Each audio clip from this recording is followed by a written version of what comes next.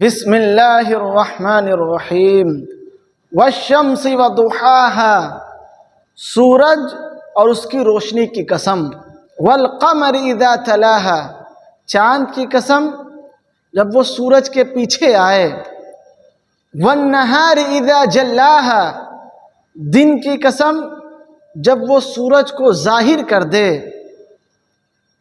واللیل اذا یغشاہا، رات کی قسم جب وہ سورج کو چھپا دے۔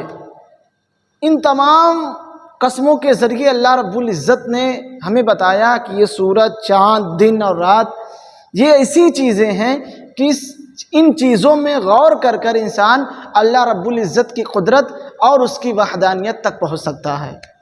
یہ ایسی چیزیں ہیں لیکن اس میں غور کرنا پڑے گا۔ اگر آپ نے غور کیا تو آپ ضرور اللہ تبارک و تعالیٰ کی کمالی قدرت تک پہنچ سکتے ہیں۔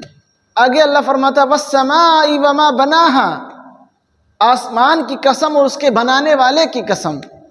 کس طرح بنایا کہ کوئی کھمبا نہیں دیا بیچ میں، اللہ اکبر، اتنا بلند ہے، کوئی بیچ میں کوئی کھمبا نہیں۔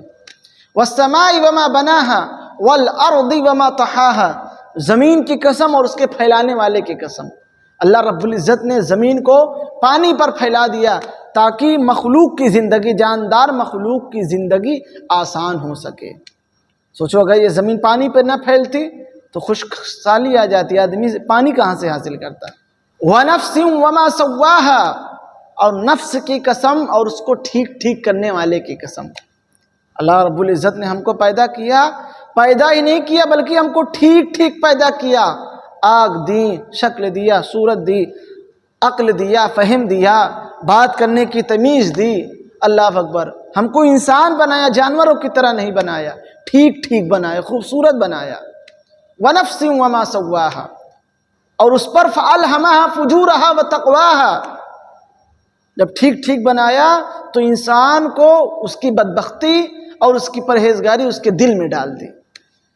یعنی انسان کو بنایا، انسان کو بنانے کے بعد کہ انسان کو اچھا راستہ اختیار کرنا ہے یا برا راستہ اختیار کرنا ہے، انسان کو مختار بنا دیا، اس کے دل میں ڈال دی، اچھائی بھی ڈال دی، برائی بھی ڈال دی۔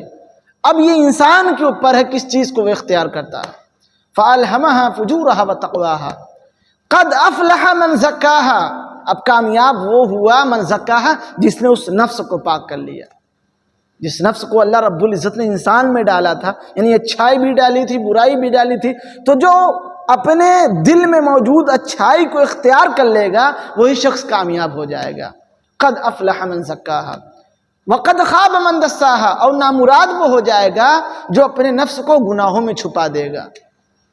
یعنی انسان کے اندر اچھائی بھی ہے، برائی بھی ہے، تو برائی کو اختیار کر لے وہی شخص نامراد ہو گیا۔ کذبت ثمود بطغواہا، قوم سمود نے اپنی شرکسی کی وجہ سے جھٹلایا۔